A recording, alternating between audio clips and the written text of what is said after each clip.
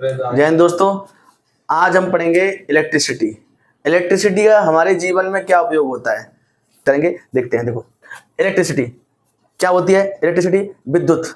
जैसे हम घरों में आप दिखते हैं, इलेक्ट्रिसिटी आ रही है, स्विच ऑन करने पर उसमें इलेक्ट्रॉन फ्लो होते हैं, तो वो क्या है? इलेक्ट्रिसिटी है। देखो, विद्युत आवेश के प्रवाह की दर को क्या कहते हैं? विद्युत धारा कहते हैं। नंबर ऑफ इलेक्ट्रॉन्स, मतलब एक सेकंड में कितने इलेक्ट्रॉन्स फ्लो हो जाएंगे, उसी को करंट कहते हैं। जैसे आपने स्विच में कोई लोहे का या किसी मेटल की कोई छड़ रखी, उससे तुरंत आपके अंदर उसके आवेश जो है, मतलब इलेक्ट्रॉन्स जो है आपके अंदर आपकी बॉडी में फ्लो हो जाएंगे, मतलब आपको करंट लगेगा।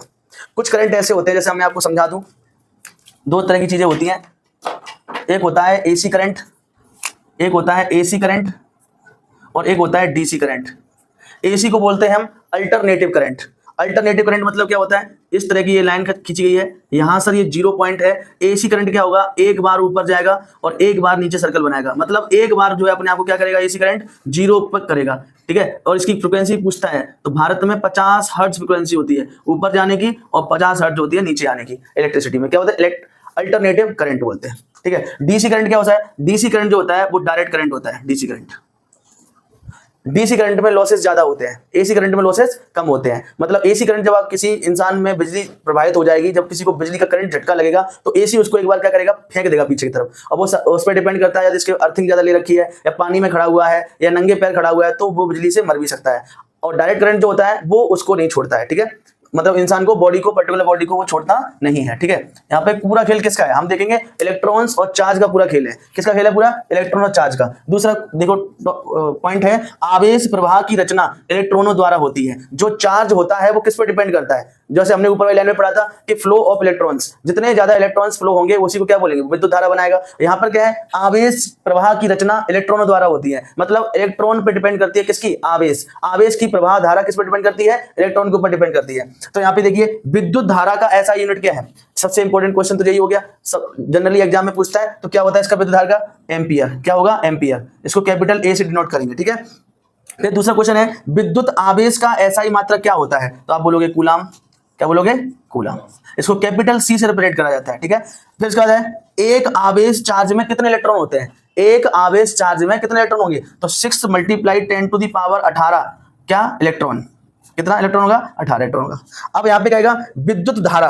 अब देखो, एक आवेश में कितने इलेक्ट्रॉन होते हैं? एक चार्ज में इलेक्ट्रॉन होते हैं 6 × 10⁻18 इलेक्ट्रॉन। तो बताओ, एक इलेक्ट्रॉन में, आपसे कोई भी क्वेश्चन बन सकता है कि एक इलेक्ट्रॉन में कितना आवेश होता है? तो आप पढ़ोगे क्या? 1.6 × 10⁻19 कूलम। देख रहे हो, एक इलेक्ट्रॉन में कितना चार्ज है? 1.6 × 10⁻19। और एक आवेश, एक चार्ज में कितने इलेक्ट्रॉन है?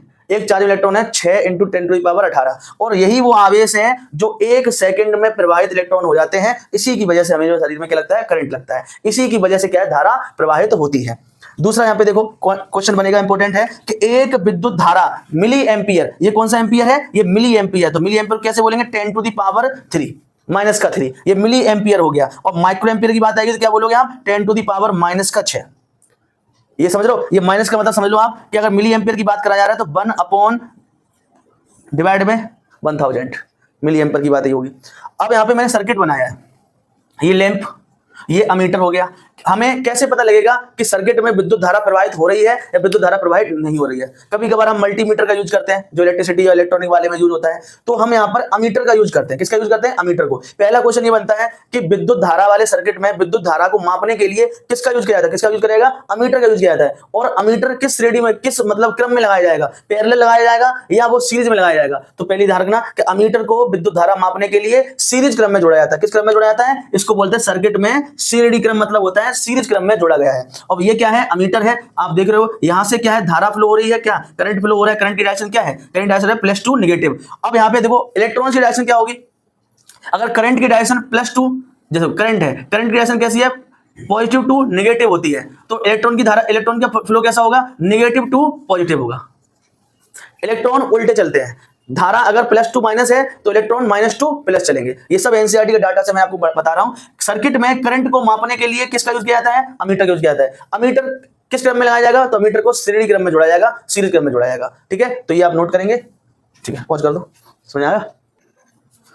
देखिए, एनसीईआरटी का पहला क्वेश्चन है ये कि हम विद्युत आवेश दिया हुआ होगा, ये हमें फाइंड करना होगा, समय देगा और करंट देगा। तो क्या कोई विद्युत आवेश का ऐसा कोई फॉर्मूला है क्या? हाँ, विद्युत आवेश का एक फॉर्मूला हमारे पास बनता है Q equal to I multiply T.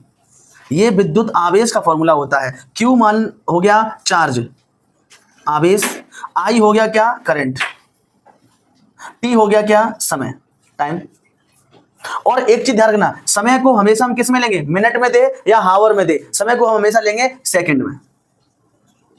हमारा क्वेश्चन बन जाएगा। गिवन डेट में क्या दिया हुआ है? गिवन डेट में दिया हुआ है कि एक कोई सर्किट है, जैसे मैंने बोला एक कोई सर्किट है, इसमें से जो है विद्युत धारा प्रवाहित हो रही है। ये कोई सर्किट मैंने बना दिया, ठीक है, ये नेगेटिव है, ये पॉजिटिव है, नेगेटिव है, ठीक है। यहां से क्या है? विद्युत धारा प्रवाहित हो रही है, और कितना है? 0.5 एम्पियर विद्युत धारा प्रवाहित हो रही है, और 10 मिनट तक प्रवाहित हो रही है। किस पर? बल्ब पर। ये बल्ब है, ये 10 मिनट तक जलता है। कितने मिनट तक जलता है? 10 मिनट तक जलता है। तो बताओ इसमें जो है क्या चाहिए? विद्युत परिपथ से प्रवाहित होने वाला विद्युत आवेश ज्ञात कीजिए। कितना चार्ज है, कितना चार्ज लगेगा? तो इस फॉर्मूले को पुट कर दो, आपका आंसर आ जाएगा। आई बराबर कितना दिया है? आई बराबर दिया है 0.5 एम्पियर, और टी बराबर कितना दिया है? 10 मिनट, और 10 मिनट को जब सेकंड में बदलोगे कितना हो जाएगा? 600 सेकंड हो जाएंगे। क्या भाई? 6 सेकंड। तो क्या कर दो? Q equal to I multiply T, तो कितना होगा? 0.5 मल्टीप्लाई 600 सेकंड, और गुणा करेंगे तो कितना आएगा इसका? 300 कूलम। कितना हो जाएगा? 300 कूलम। क्या हो जाएगा? 300 कूलम। जो चार्ज आएगा वो कितना आएगा? 300 कूलम। कल को आपको चार्ज दे दे, क्या इस फॉर्मूले से हम करंट बना सकते हैं? हाँ, बना सकते हैं। Q equal to I multiply T, और क्या दिया उसने? चार्ज दिया है। समय फाइंड करवाएगा या कुछ भी फाइंड करवाएगा तो क्या बोलेंगे? आवेश में समय का भाग कर दोगे, और वो क्या निकल आएगा? हमारा करंट निकल आएगा। किसी ने बोला कि इतने आवेश फ्लो हो रहे हैं और 5 सेकंड के लिए, तो बताओ ये कितना ज्यादा इसमें करंट होगा। तो हम आवेश के ये वाला फॉर्मूला पुट करेंगे और हमारा करंट निकल आएगा। तो इसका मात्रा क्या हो जाएगा? यहाँ पर एम्पियर हो जाएगा। इसी फॉर्मूले याद रखना, Q equal to I multiply T, और T को हमेशा याद रखना किसमें होगा? सेकंड में होगा। तो बताओ एक किसी विद्युत बल्ब के तंतु में से 0.5 एम्पियर विद्युत धारा प्रवाहित होती है, मतलब इलेक्ट्रिक करंट प्रवाहित होता है, फ्लो होता है, और परिपथ में मतलब पूरे सर्किट में कितना चार्ज है, कितना चार्ज लगेगा? आप देख लीजिए, वहां पर पॉज कर दो। बंद हुई थी। जैसे हमने विद्युत धारा देखी दोस्तों, वैसे ही हम देखेंगे विद्युत विभवांतर, मतलब वोल्टेज। वोल्टेज क्या होता है? जैसे वोल्टेज के लिए किसी ग्रेविटी की जरूरत नहीं पड़ती है। कभी कभार हमारे घरों में जो सप्लाई आती है वो कितने की आती है? 240 वोल्ट की आती है सप्लाई। हमारे सब घरों जितने भी हमारे इक्विपमेंट होते हैं, लाइक फ्रिज, एसी, कूलर, पंखा, टीवी, ये सब के सब किस पे वर्क करते हैं? 240 वोल्ट पे वर्क करते हैं। कभी कभार कैसा होता है, जब वोल्टेज डाउन होता है तो करंट धीरे होगा, वोल्टेज हाई होगा तो करंट ज्यादा तेज फ्लो होगा। तो करंट किस पर डिपेंड करता है? मतलब विद्युत धारा किस पर डिपेंड करती है? विद्युत धारा जो डिपेंड करती है वो वोल्टेज पर डिपेंड करती है। जैसे आपने कभी गांव में जाके देखा होगा, वोल्टेज कम है तो लाइट को बोलते हैं टू फेज लाइट हो गई है। कैसी लाइट हो गई? टू फेज लाइट हो गई है, मतलब बल्ब का जो टंगस्टन का तार है बस वही चमक रहा है, कोई उजाला नहीं आ रहा है। आप अगर देखना चाहते हो रियल एग्जांपल, तो आप देखना, आपने बचपन में सेल लिया होगा। एक सेल, जब सेल फुली चार्ज था तो बल्ब से बहुत तेज रोशनी निकल रही। छोटी एलईडी हम लगा के देखते थे, तो बचपन में हम खेलते थे, तो उसमें जब बल्ब अभी सेल जो है नया था तो काफी तेज रोशनी निकल रही है। जब सेल धीरे धीरे से क्या हो गया? वीक हो गया है, तो करंट उस बल्ब तक नहीं पहुंच पाता, और बिल्कुल ही जाके लाइट डिम, एकदम डिम होके वो जलता था। तो आप कह सकते हो या समझ सकते हो आप कि वोल्टेज पर ही धारा डिपेंड है। वोल्टेज ज्यादा होगा तो करंट ज्यादा होगा, वोल्टेज कम होगा तो करंट कम होगा, ठीक है। तभी तो हमारे घरों में MCB का यूज किया गया है। MCB का मतलब क्या है? MCB का मतलब यही तो होता है कि कभी हाई वोल्टेज आए तो पूरी वायरिंग हमारी बच जाए घरों में। और वायरिंग आप समझते हो, वायरिंग किस में? वायरिंग क्या सीरीज क्रम में जोड़ी जाती है? वायरिंग क्या सीरियल क्रम में जोड़ी जाती है? नहीं, वायरिंग को घरों की वायरिंग की जाती है वो पैरेलल क्रम में होती है। अगर एक डिवाइस खराब हो गई है तो दूसरी पैरेलल में काम करेगी, ठीक है। तो इन चीजों को ध्यान रखना, ठीक है। अब यहाँ पे देखते हैं, इलेक्ट्रॉन केवल तभी गति करते हैं जब चालक के चारों तरफ विद्युत दाब में कोई अंतर होता है। अब भाई कोई अंतर होगा तभी तो काम करेगा। जैसे आपने पानी की टंकी की ऊंचाई बढ़ा दी, ऊंचाई बढ़ाने के बाद अब उसमें अंतर हो गया है, तभी तो जाके पानी नीचे की तरफ प्रेशर से आएगा, दाब है पड़ रहा है तभी। और मैं कहूं कि यहाँ पर पानी की टंकी रख ली है और यहाँ पे पाइप लगा दिया है, तो क्या उसमें पानी पाइप में प्रेशर मारेगा? नहीं मारेगा। क्यों? अंतर ही नहीं है। अंतर तो होना चाहिए ना, कुछ जगह खाली होनी चाहिए तभी तो प्रेशर उस पर लगेगा, तो दाब होता है। इलेक्ट्रॉनों को वहां तक पहुंचाने के लिए क्या चाहिए होता है? विद्युत दाब में कोई अंतर होता है, उसी को तो विभवांतर बोलेंगे।